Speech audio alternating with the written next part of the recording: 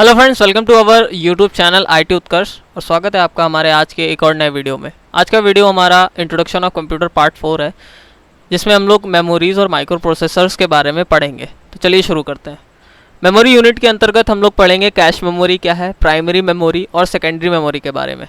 उसके बाद हम लोग माइक्रो प्रोसेसर के बारे में बात करेंगे। तो सबसे पहले पढ़ते हैं memory unit.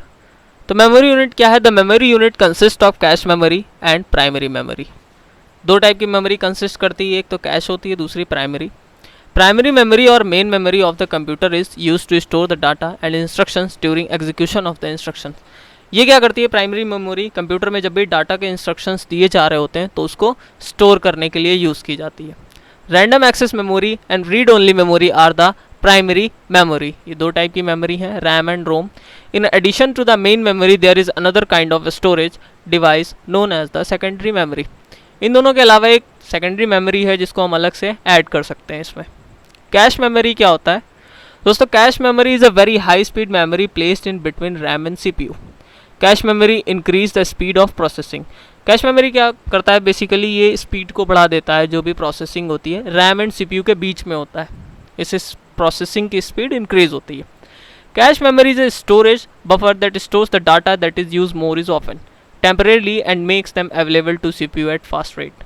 During processing, CPU first checks cache or the required data. If data is not found in cache, then it looks in the RAM for data. क्या होता है बेसिकली कि जो भी हम लोग चीज़ें ज़्यादा सर्च करते हैं या फिर ज़्यादा यूज़ करते हैं तो कंप्यूटर क्या करता है, उसको कैश मेमोरी से रीड कर लेता है। अगर वहाँ पर प्रोसेसिंग के टाइम पे कैश मेमोरी में नहीं मिलता है उसका डाटा, देन वो हमारे रैम में जाता है। Cache memory is very expensive so it is smaller is size in size. Cache memory बहुत ही एक्सपेंसिव होती है, इसलिए ये साइज़ में भी स्मॉलर होती है। जनरली क्या होता है, computers have cache memory of size 256 KB to 2 MB। तो ये बहुत छोटे साइज़ की होती है नॉर्मली। प्राइमरी मेमोरी क्या होता है? Primary memory is the main memory of computer. It is use to store data and instructions during the processing of data. Primary memory एक मेन मेमोरी होती है जो कि प्रोसेसिंग के टाइम पे डाटा को स्टोर करती है। Primary memory is semiconductor memory. ये टू टाइप्स की है, random access memory and read only memory, RAM और ROM. RAM is volatile, it is temporary storage for data and instructions. RAM provides a limited storage capacity due to its high cost. Volatile का मतलब यहाँ पर है ये काफ़ी तेज़ होती है और ये एक टेम्परेरी स्टोरेज प्रोवाइड करती है हमें। लिमिटेड स्टोरेज होता है क्योंकि इसका कॉस्ट बहुत ही हाई होता है। ROM is not volatile memory but is a read only memory. The storage in ROM is permanent in nature and is use for storing standard processing programs that permanently reside in the computer. ROM एक non volatile memory है, यानी कि ये बहुत fast नहीं होती है, but इसमें जो भी स्टोरेज होती है वो परमानेंट नेचर में रहती है और आपके कंप्यूटर में जब भी प्रोसेस होती है परमानेंट उसको सेव कर लेती है। अगला है हमारा सेकेंडरी मेमोरी क्या होता है? The secondary memory stores data and instruction permanently. Secondary memory भी हमारे जो डाटा और इंस्ट्रक्शन को है परमानेंटली स्टोर कर लेती है। The information can be stored in secondary memory for a long time, years, and is generally permanent in nature unless erased by the user. Informations जो हमारे कंप्यूटर की होती हैं वो सेकेंडरी मेमोरी में लंबे समय तक के लिए रह सकती हैं, कई वर्षों तक रह सकती हैं, जब तक उसके यूज़र के द्वारा उसको डिलीट ना किया जाए, उसके लिए परमानेंट रहती हैं। It is a non volatile memory. ये भी बहुत तेज़ मेमोरी नहीं होती है।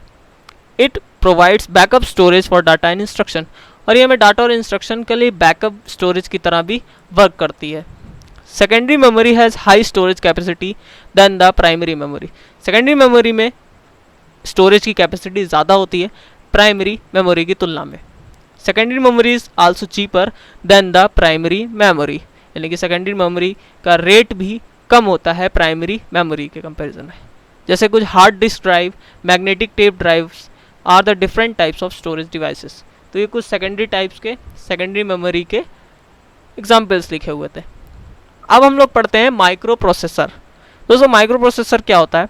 A processor instruction set is the determining factor in its architecture. On the basis of the instruction set microprocessor are classified as RISC and CISC।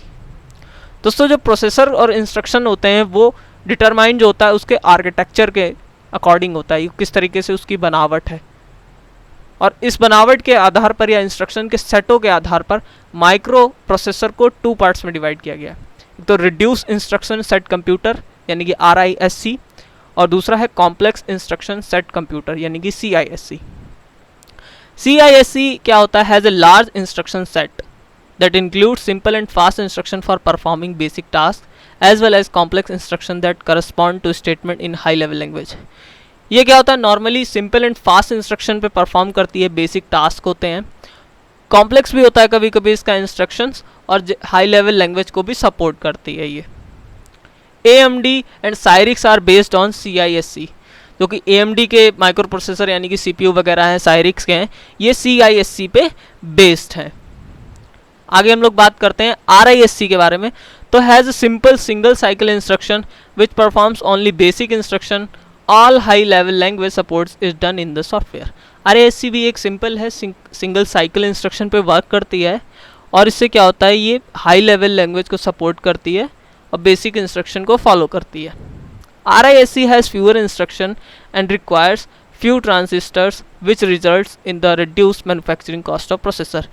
ये क्या करती है? इंस्ट्रक्शंस को जल्दी समझ लेती है, कुछ थोड़े से इसमें ट्रांजिस्टर्स की ज़रूरत पड़ती है, जिससे इसके रिज़ल्ट क्या निकलता है कि मैन्युफैक्चरिंग करते टाइम पे इसका कॉस्ट प्रोसेसर का कम पड़ता है। माइक्रो प्रोसेसर का मतलब हम लोग यहाँ पर CPU के बारे में बात कर रहे हैं, बेसिकली वो माइक्रो प्रोसेसर में ही काउंट किया जाता है। RISC processor can handle multiple instructions simultaneously by processing them in parallel. Apple, Mac G3 and PowerPC are based on RISC। So दोस्तों, अगर वीडियो पसंद आया हो तो अपने दोस्तों के साथ शेयर करिए और लाइक करिएगा वीडियो को, हमारे शेयर करते रहिएगा और बने रहिएगा हमारे साथ। Processor like Athlon XP and Pentium 4 use a hybrid of both technologies। तो ये कुछ अलग टाइप का एक प्रोसेसर है जो दोनों टाइप की टेक्नोलॉजी को भी यूज़ करता है। तो दोस्तों, वीडियो यहीं तक है आज के लिए।